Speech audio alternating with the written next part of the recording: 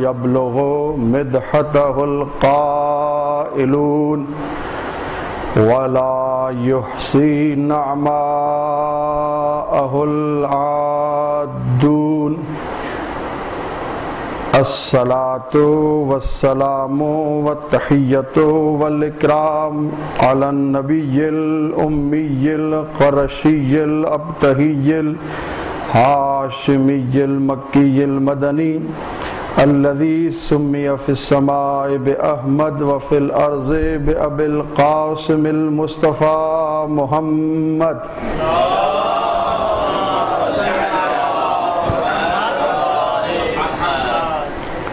ثم الصلاة والسلام على أهل بيته الطيبين الطاهرين المعصومين أما بعد قال الله تبارك وتعالى في كلامه الكريم بسم الله الرحمن الرحيم الف لام میم ذالک الکتاب لا ریب فیہ ھدی للمتقین صلوات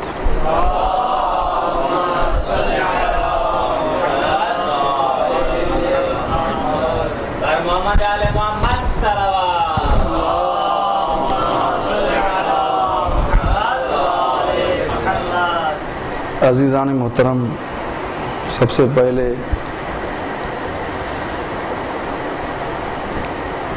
مبارکباد پیش کرتا ہوں اس مناسبت سے، امام زمانہ کی ولادت سے، رہبر معظم انقلاب اور آغا سیستانی آغا سید حسن نصر اللہ بالخصوص حاضرین محفل کی خدمت میں انشاءاللہ پروردگار بہترین عیدی اس عید کی ہمیں امام زمانہ کا ظہور قرار دے۔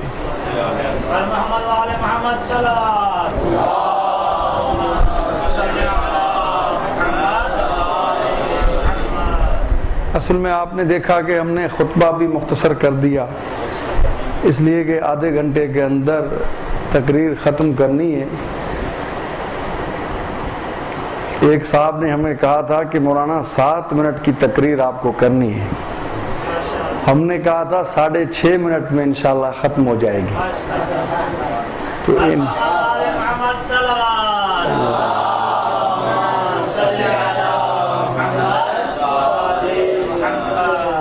ایک دفعہ اور بھی صلوات پڑھیں محمد و آل محمد صلی اللہ علیہ وسلم۔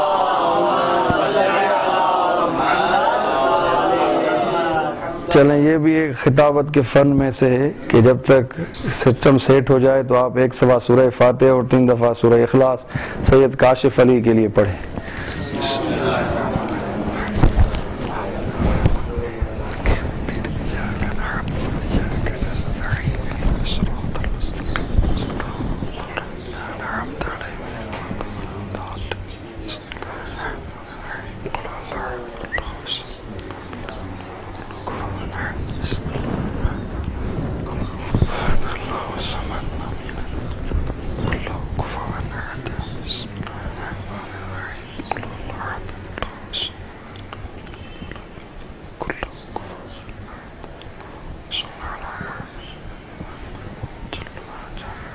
ایک درود پڑھیے محمد و آل محمد۔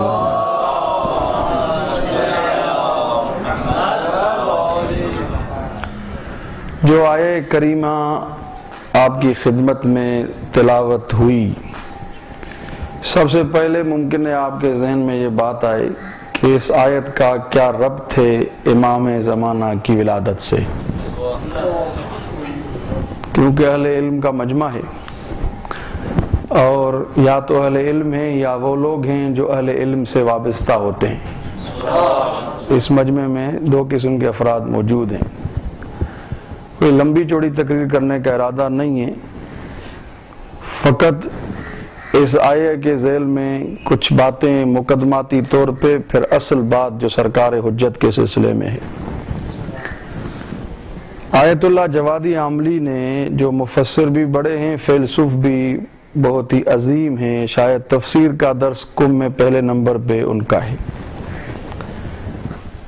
انہوں نے حروف مقطعات کے سلسلے میں کافی صفحات بحث کی ہے کہ حروف مقطعات کی حقیقت کیا ہے۔ کیونکہ علماء کا مجمع ہے تو علمی تقریر ہونی چاہیے تو بہتر ہے. جیسے الف لام میم اور ہا میم عین سین قاف، اور اس کے علاوہ یاسین ہا میم، یہ سب جو ہیں حروف مقطعات کہتے ہیں اس کو. علماء کرام نے ان کا مجموعہ بنایا ہے جس سے میں موافق نہیں ہوں کہ صراط علی حق نمسکہ، علی کا راستہ حق ہے جن سے ہم نے تمسک کیا ہے. یہ کوئی علمی بات نہیں ہے، اس لیے ممکن ہے کہ ہم انہی الفاظ کو ملا کے کسی اور صاحب کا نام جوڑ کے کہہ دیں اس کا راستہ حق ہے اور ہم اسے تمسک کرتے ہیں. اس طرح کے فضائل ہم اہل علم کے پڑھنے کا وظیفہ نہیں ہے. جیسے مثلا ایک صاحب اسلام آباد میں مجلس پڑھ رہے تھے تو انہوں نے کہا علی کے اتنے حرف نکلتے ہیں ابجد کے، نعرے لگ گئے. نیچے اتر کے کسی اہل سنت کے شخص نے کہا، پروفیسر تھا، کہ مولانا فلاں صحابی رسول کے بھی اتنے لفظ نکلتے ہیں. اب وہ مولانا خاموش ہو گئے. کیا ضرورت ہے ہمیں بغیر دلیل کے بے ٹھوس باتیں کرنے کی؟ جب ہمارے پاس علی کے اتنے فضائل موجود ہیں تو یہ حرکتیں کرنے کی ضرورت ان ذاکروں کو تو ہے لیکن ہمیں نہیں ہے. فقط اس وجہ سے ہم حرکتیں کرتے ہیں کہ ہمارا مطالعہ کم ہے. محمد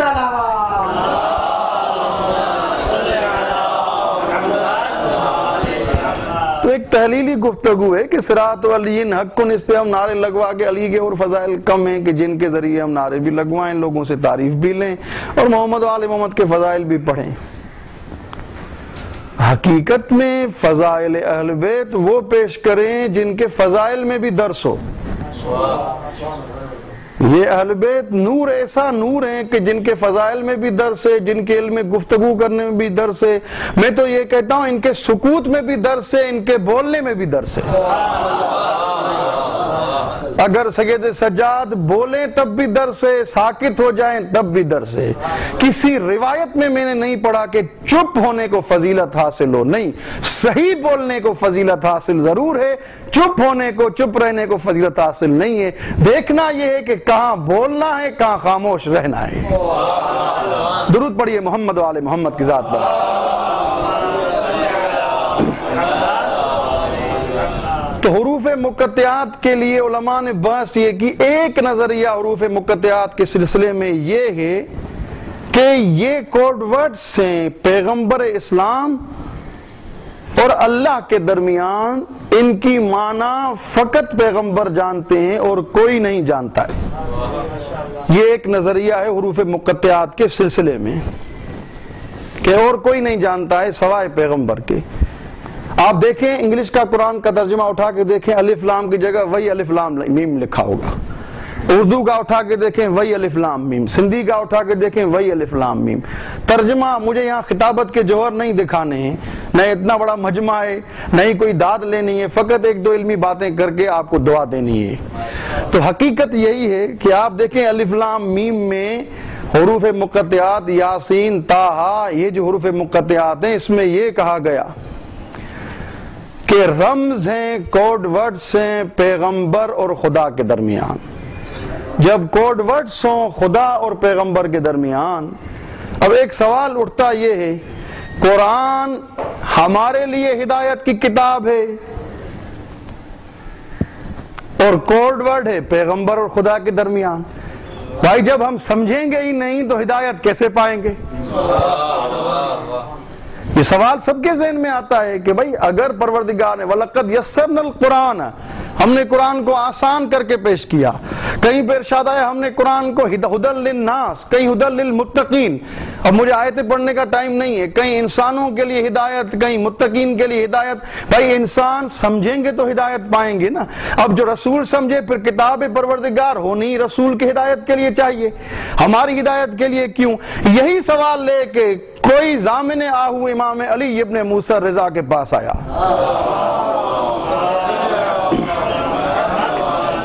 امام کی خدمت میں آ کے زانو ادب سے بیٹھ کے کہتا ہے مولا ایک سوال ذہن میں یہ آتا ہے کہ یہ حروف مقطعات اگر کوڈ ورڈز ہیں پروردگار اور اس کے حبیب کے درمیان تو ہم تو قرآن سمجھیں گے ہی نہیں. جب ہم قرآن سمجھیں گے نہیں تو ہدایت کیسے پائیں گے؟ تو کائنات کے امام نے فرمایا، اللہ اکبر، کائنات کے امام نے ایسا جملہ کہا ہے، ایسا جملہ فرمایا ہے جیسے پروردگار دیکھ رہے تھے کہ میرے حبیب کے دور میں ایسے بھی آئیں گے جو کہیں گے ہمارے لیے کتاب کافی ہے۔ اللہ کی وہ آنکھیں دیکھ رہی تھی قدرت پروردگار کی کرشمہ اور علم پروردگار سے، جو علم لا ازل لا یزلا ہے اور علم لا ازل ہے، ازل سے ہونے والا پروردگار عجیب انداز سے یہ نظر دیکھ رہی تھی کہ کوئی ایسے بھی آئیں گے جو دعویٰ کریں گے قرآن کتاب کافی ہے۔ تو امام فرماتے ہیں اگر پروردگار کہیں کہیں پہ قرآن کو مشکل قرار نہ دیتا، دنیا کہتی ہمارے لیے کتاب کافی ہے، ہم قرآن کو سمجھ کے ہدایت یاب ہو جائیں گے۔ خدا نے کہا ویسے تو ناطق قرآن کے دروازے پہ نہیں آتے ہو نا، میں تمہارا خالق ہوں، میں تیری طبیعتوں سے واقف ہوں، قرآن میں کہیں کہیں ایسے موڑ رکھوں گا جہاں قرآن سمجھ میں نہ آئے تو ناطق قرآن کے پاس آنا۔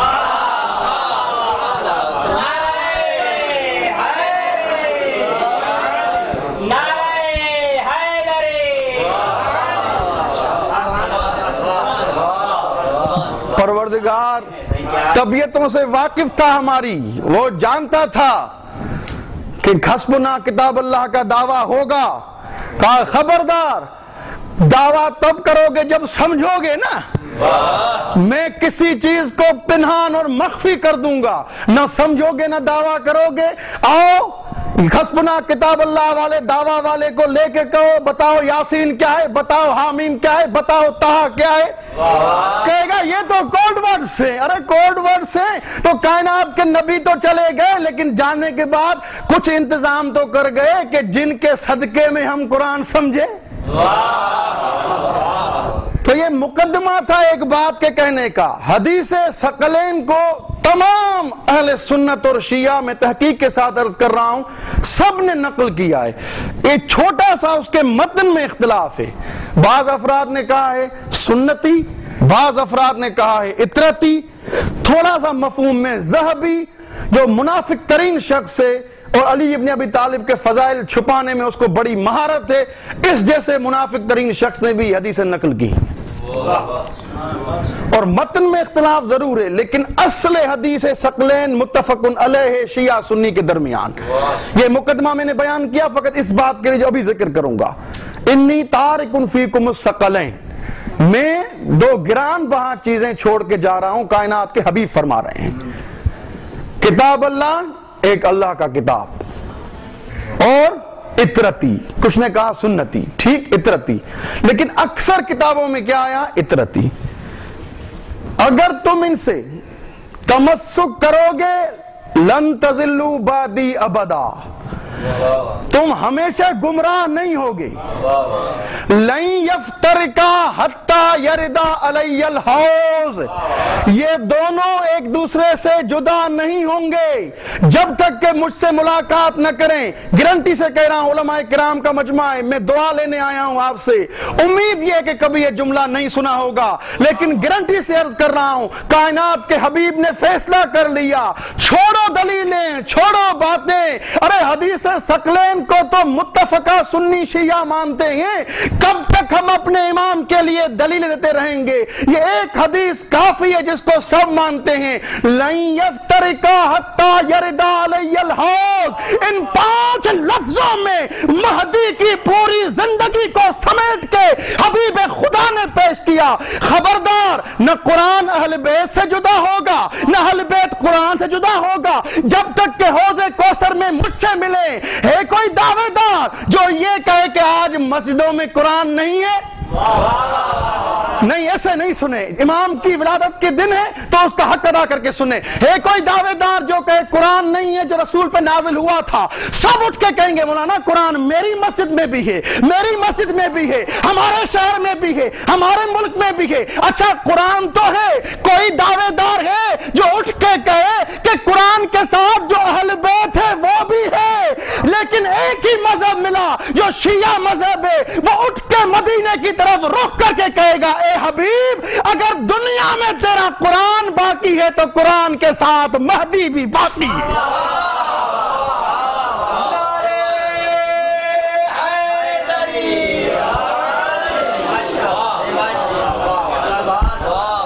کسی کو نہیں یفترقا، بھائی اتنی تاکید کے ساتھ، نہیں یفترقا حتی یردا علی الحوض، یہ ایک دوسرے سے جدا نہیں ہوں گے جب تک کہ حوض کوثر پہ ملیں۔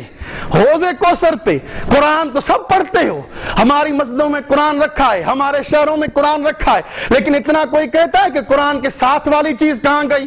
علمی مجمع ہے نا۔ اب ایک اور جواب بھی سن لو، انما یرید اللہ میں جو لوگ کہتے ہیں نا کہ اہل بیت سے مراد ازواج ہیں اور اطرت سے مراد ازواج پیغمبر ہیں، اب میں آپ سے پوچھتا ہوں اگر ازواج پیغمبر ہے تو اطرت تو قرآن سے جدا نہیں ہوگی۔ آج اس دنیا میں اگر قرآن باقی ہے تو پیغمبر کی کون سی بیوی ہے؟ جب قرآن باقی ہے اور حوض کوثر تک ایک دوسرے سے جدا نہیں ہوں گے، ہے کوئی بیوی جو اٹھ کے یہ کہے کہ میں قرآن کے ساتھ ابھی بھی ہوں؟ بس معلوم ہوا اہل بیت سے مراد نسل سیدہ زہرا سلام اللہ علیہا ہے جو مہدی کی شکل میں باقی ہے۔ درود پڑھیے عظمت امام زمانہ پر۔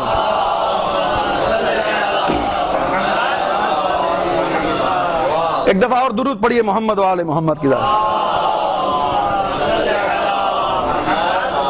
عجیب انداز ہے، درود پڑھیے محمد و آل محمد کی ذات پر۔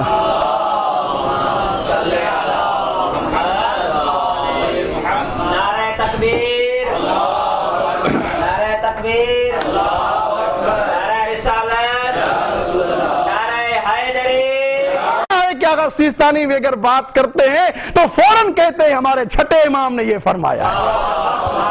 محمد و آل محمد بلندتر صلوات۔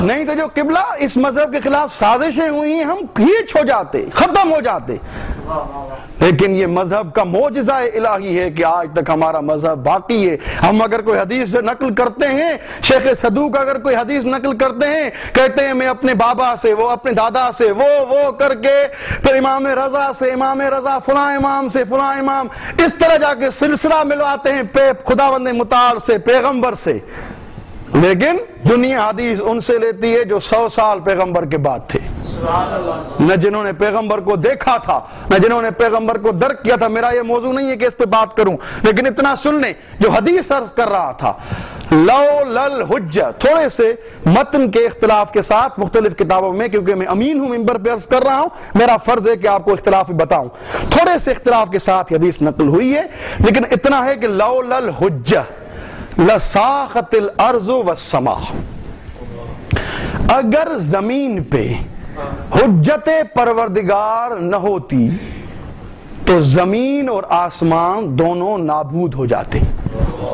یہ حدیث متفقہ طور پر جو میں نے عرض کیا آپ کو فریقین کی کتابوں میں۔ اچھا، یہ مائک کیوں رکھا گیا ہے؟ اس لیے کہ مجلس ہو رہی ہے۔ ممبر کیوں ہے؟ اس لیے کہ مجلس ہو رہی ہے۔ یہ نشانیاں ہیں کہ مائک ہے یعنی مجلس ہو رہی ہے، ممبر ہے۔ بھائی توجہ سے سنیں مہربانی کر کے، لائٹ فقط آپ کے لیے نہیں میرے لیے بھی گئی ہے۔ درود پڑھے محمد و آل محمد کی ذات میں۔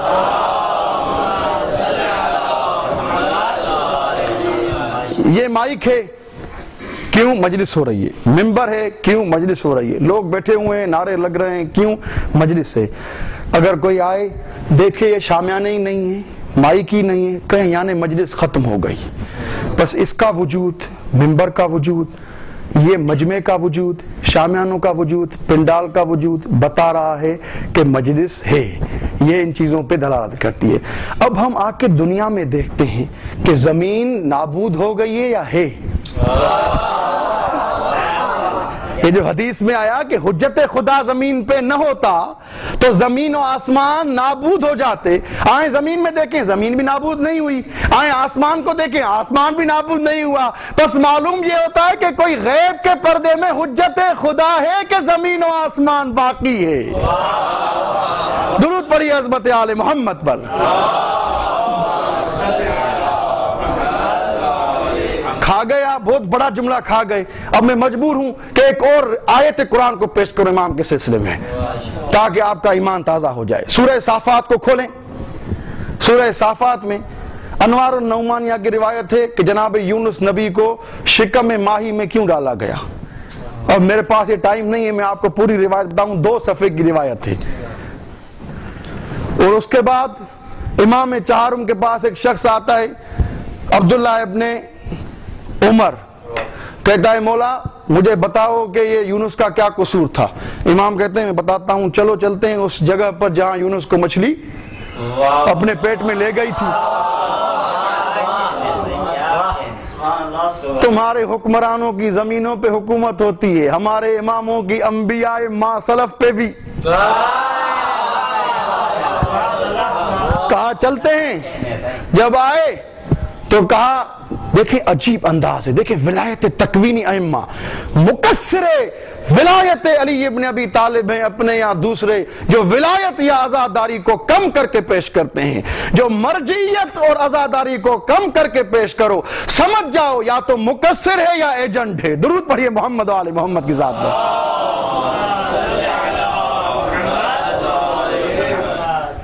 عجیب انداز ہے. کہتے ہیں جس طرح ہمیں ائمہ نے اجازت دی ہے اتنے انداز سے ہمیں بھرپور انداز سے عزاداری اور ولایت کے بارے میں بیان کرنا چاہیے تاکہ یہ بعد والی نسلوں کو ہم پیش کریں. یہ بات آئے دریا کے کنارے، یا ہوت یونس اہبتی. نہیں آپ ایسے سن رہے ہیں، میں نے روایت آدھی ختم کر دی لیکن مجبور ہوں دوبارہ پلٹ جاؤں. مولا کہاں؟ وہ عبداللہ ابن عمر کہہ رہا ہے مولا کہاں یونس، کہاں ہم کیسے پہنچیں گے وہاں پر؟ ہم کہا جیسے میں جاؤں گا ویسے تم جاؤ گے. آنکھوں کو بند کرو، اپنا ہاتھ امام کے ہاتھ میں دو. تو معلوم یہ ہوا کہ ہاتھ اگر امام کے ساتھ ہو جائے، ہاتھ اگر امام کے ہاتھ میں آ جائے اور امام کا ارادہ ہو تو امام منزل مقصود تک پہنچا سکتا ہے. لیکن کبھی کبھی ممکن ہے پورا بدن رسول کے ساتھ ہو، رسول کا ارادہ نہ ہو.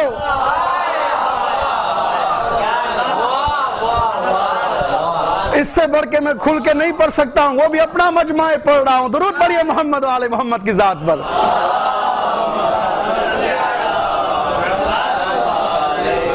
دقت کیجئے گا، میں نے مجبور ہوں کہ میں یونس کو واقعے کو بیان کرنے کے لیے، کیونکہ ایک جملہ ہدیہ کروں گا آپ کی خدمت میں. یا ہوت یونس اہبتی، اے یونس والی مچھلی نکل آؤ. بڑی بات ہے، کہاں یونس کا زمانہ، کہاں امام کا زمانہ. اور امام کے کہنے پہ دیکھیں اللہ اکبر، دنیا شرم کے مارے مر جائے لیکن ہمارے ائمہ کے فضائل کو برداشت نہیں کر سکتی ہے. عجیب انداز ہے. جیسے ہی کہا نا یا ہوت یونس اہبتی، اے یونس کی مچھلی نکل آؤ باہر. ایک دفعہ ایک مچھلی نکل آئی، دیر نہیں ہوئی، کہا السلام علیکہ یا ولی اللہ.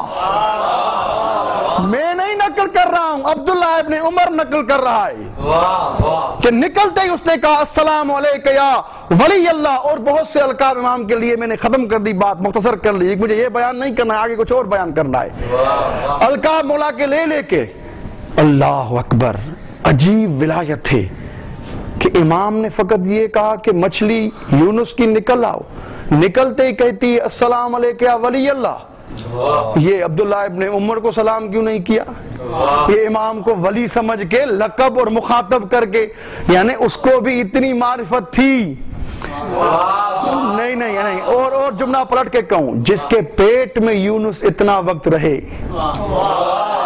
اور اس کو پتا تھا، بس میں نے ختم کر لی بات.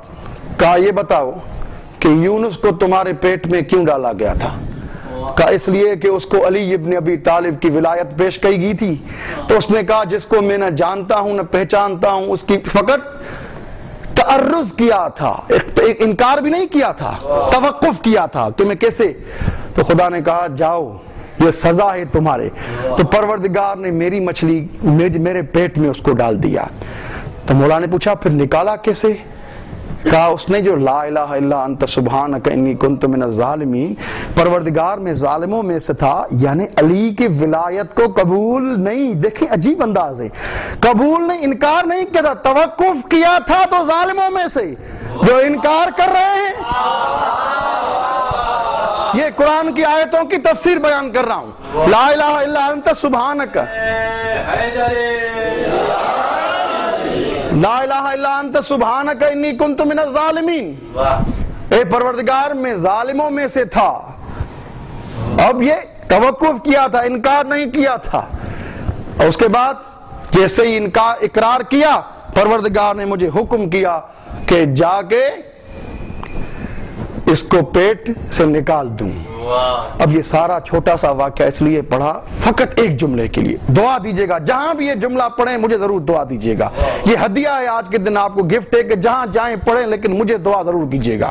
امام کی طرف سے عطا ہے، دعا کیجئے گا. ایک بزرگ عالم دین علامہ تہرانی کا یہ جملہ ہے جس کو ہم نے کتابیں بھی نقل کیا. عجیب انداز ہے.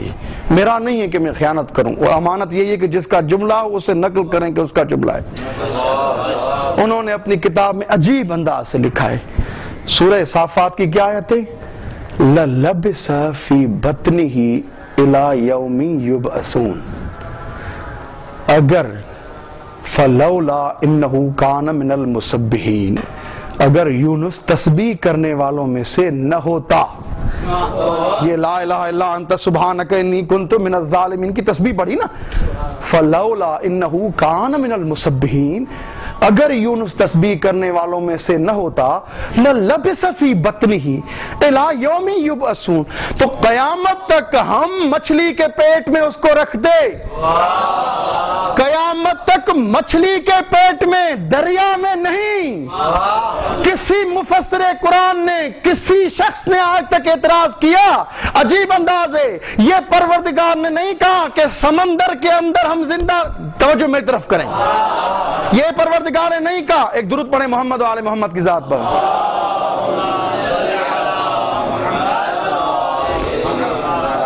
ایک اور درود پڑھیں محمد و آل محمد کی ذات.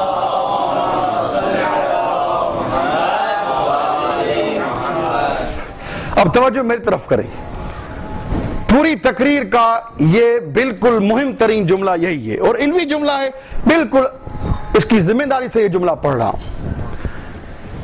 کہا کہ فَلَوْلَا إِنَّهُ كَانَ مِنَ الْمُسَبِّحِينَ، اگر جناب یونس تسبیح کرنے والوں میں سے نہ ہوتا، لَلَبِثَ فِي بَطْنِهِ إِلَى يَوْمِ يُبْعَثُونَ. پروردگار کہتا ہے ہم لَلَبِثَ فِي بَطْنِهِ إِلَى يَوْمِ يُبْعَثُونَ، تو یہ مچھلی کے پیٹ میں ہی قیامت تک رہتا. نہیں. اب میں جملے پلٹ کے کہوں تاکہ سب سمجھ جائیں میں کیا کہنا چاہوں. میں مجبور ہوں سادہ کر کے پیش کروں. آپ ابھی تک وہاں نہیں پہنچے جہاں میں پہنچا چاہ رہا ہوں، آپ کو پہنچوانا چاہ رہا ہوں. لَلَبِثَ فِي بَطْنِهِ إِلَى يَوْمِ يُبْعَثُونَ. اللہ کہہ رہا ہے یہ نہیں کہا کہ میں پانی میں اس کو قیامت تک زندہ رکھتا. اللہ کہہ رہا ہے مچھلی کے پیٹ میں قیامت تک زندہ رکھتا. یعنی مچھلی بھی زندہ رہتی نا. کسی شخص نے، کسی مفسر قرآن نے اعتراض نہیں کیا کہ خدایا یہ مچھلی قیامت تک کیسے زندہ رہتی. مچھلی کے زندہ رہنے پہ سب کو اتفاق ہے. جب ہم کہیں کہ ہمارے امام زندہ ہیں تو لوگوں کے لیے تعجب کی بات ہے.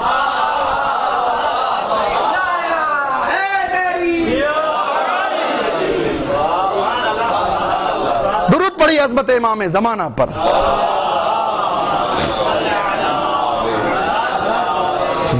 ایک دفعہ اور درود پڑھیں محمد و آل محمد.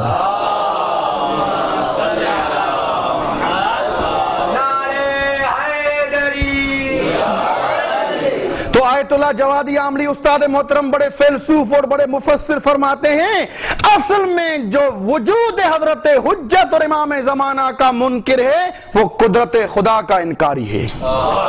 کیوں؟ شک کرتا ہے نا کیسے امام زندہ ہیں. تمہیں عیسیٰ کے لیے سوال نہیں ہے کیسے عیسیٰ زندہ ہیں. تمہیں مچھلی کے لیے سوال نہیں ہے کیسے مچھلی زندہ ہے. تمہیں الیاس کے لیے سوال نہیں ہے کیسے الیاس زندہ ہیں. تمہیں خضر کے لیے سوال نہیں ہے کیسے خضر زندہ ہیں. تمہیں عزیر کے لیے کوئی سوال نہیں ہے عزیر کیسے زندہ ہے. کسی کے لیے تمہیں اعتراض نہیں. مسئلہ پس یہ زندہ رہنے نہ رہنے کی بات نہیں ہے. تمہارے دل میں جو گولی ہے وہ مہدی کے نام کی چبھ رہی ہے تمہارے دل میں. نہیں تو قدرت پروردگار میں تو ثابت ہے یہ بات. جناب عیسیٰ بھی زندہ ہیں تو ہمارے امام زندہ ہیں، جناب الیاس زندہ ہیں تو ہمارے امام بھی زندہ ہیں۔ اصل دشمنی امام سے ہے۔ پتہ ہے کیوں دشمنی امام سے ہے؟ اس لیے کہ ان کو پتہ ہے کہ ہم اگر امام کے زندہ ہونے کی دعویٰ یہ کریں گے تو ہمارے لیے گران تمام ہوگا۔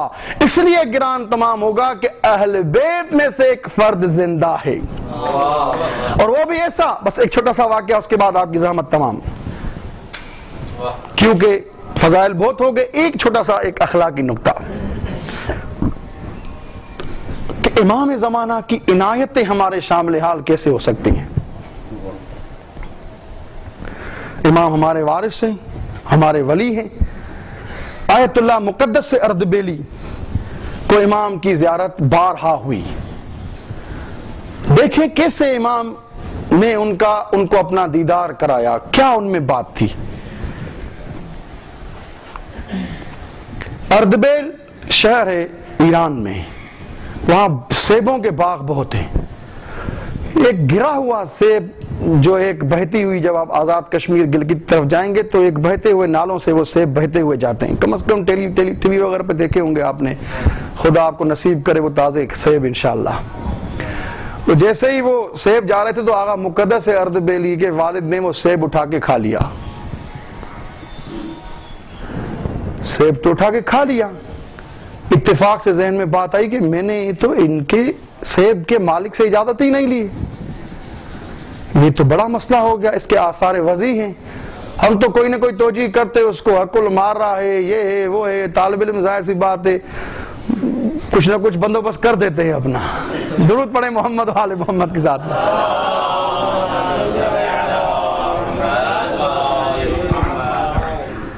وہ تو اس نے کہا کہ ٹھیک ہے، مالک کا وہ جو تھا ایک نالے ٹائپ چھوٹا سا لے کے آیا کہ کہاں سے آیا ہے، باغ، اس باغ کے سامنے آیا تو اس نے کہا کہ یہ مجھ سے غلطی ہو گئی، کہنے گے یہ تو میں اکیلا مالک نہیں ہوں اس باغ کا، ایک مالک رہتا ہے نجف اشرف میں، ایک میں ہوں، تو میں نے تو آدھا سیب تمہیں حلال کر دیا، اب آدھا سیب جا کے نجف اس سے، اب اس حالات میں وہ نجف آتے ہیں اتنی مشقتوں کے ساتھ، اس بندے کو ڈھونڈتے ہیں کہ جس کا وہ آدھا باغ کا حصے دار تھا، ڈھونڈ کے کہتے ہیں کونے کام میں ہوں، کہا یہ آدھا سیب، اس نے کہا مولوی اچھا ہاتھ آیا ہے، کہا ایک شرط پہ میں معاف کروں گا، میری بیٹی سے شادی کرو جو آنکھوں سے اندھی ہے، پاؤں سے لنگڑی ہے، زبان سے گونگی ہے، کان سے بہری ہے، یہ قبول ہے تو آدھا سیب۔ اس کو پتا تھا نا اتنا با تقوی شخص جو اردبیل سے آیا ہے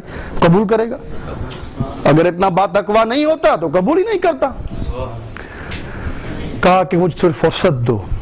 مقدس اردبیلی کے والد نے کہا اتنا فاصلہ طے کر کے آیا ہوں، یہ تو بڑا پرابلم ہو گیا، اب میں کیا کروں، قبول نہ کروں تو آدھا سیب وہ مسئلہ ہو رہا ہے، اس کے خون بنے گا، خون سے نطفہ بنے گا، اس کی اولاد بنے گی تو بڑا مسئلہ ہو جائے گا، نہ کروں پھر بھی۔ تو اس نے کہا ٹھیک ہے مجھے آپ کی شرط قبول ہے۔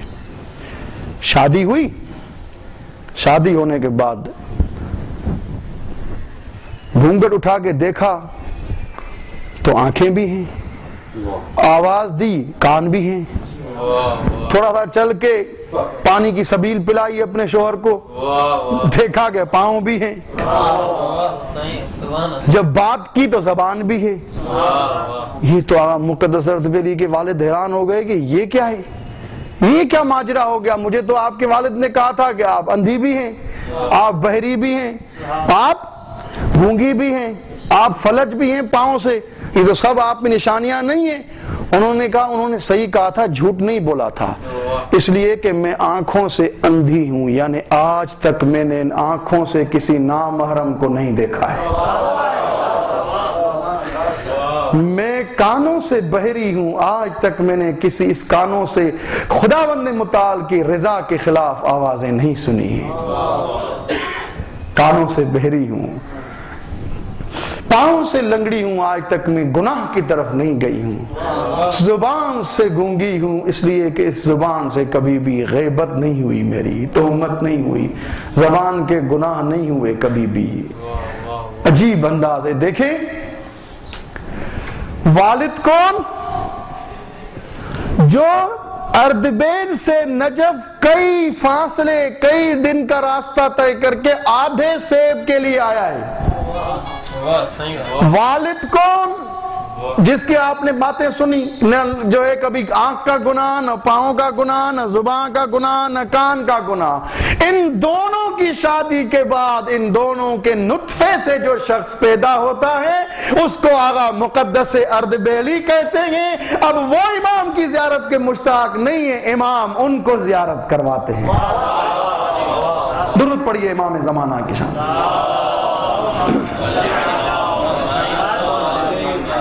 اس لیے ہم تربیت کا بھی خیال رکھیں، اولاد کی تربیت کا، اپنی تربیت کا۔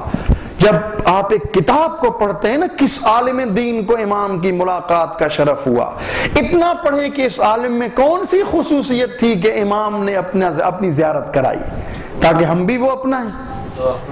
یہ چیزیں انشاءاللہ مولا آپ سب لوگوں کو خوش رکھے۔ انشاءاللہ جو آخر میں خطیب آغا صاحب پڑھیں گے وہ دعا بھی کریں گے۔ مولا آپ کے حامی و ناصر ہیں۔ چھوٹی سی دعا یہ ہے کہ یہ منتظرین امام زمانہ کی جو تنظیم ہے، ان کے تحت جو بھی افراد اس محفل میں آئے ہیں اور وہ تنظیم والے، خداوند متعال ان سب کو حقیقی امام زمانہ کا سپاہی قرار دے، اور ہماری یہ عبادت پڑھنے والی مومنین کی شرکت کرنا، بانیان مجلس اور اس جشن کو جشن برگزار کرنے والوں کا جشن کروانا امام زمانہ کی بارگاہ میں قبول ہو۔ بہت سے واقعات تھے جو ہم نے چھوڑ دیے، بہت سے علمی اور فضائل تھے امام کے جن کو ہم نے درگزر کیا۔ مولا آپ کو خوش رکھے، سلامت رہیں انشاءاللہ۔ ایک خصوصی دعا یہ ہے کہ امام زمانہ کے نائبین مراجع اعظام آغا سیستانی، آغا خامنئی اور بالخصوص آغا سید حسن نصر اللہ جو مرد مجاہد ہیں، خدا ان سب کی حفاظت فرمائے انشاءاللہ۔ بر محمد و آل محمد صلوات۔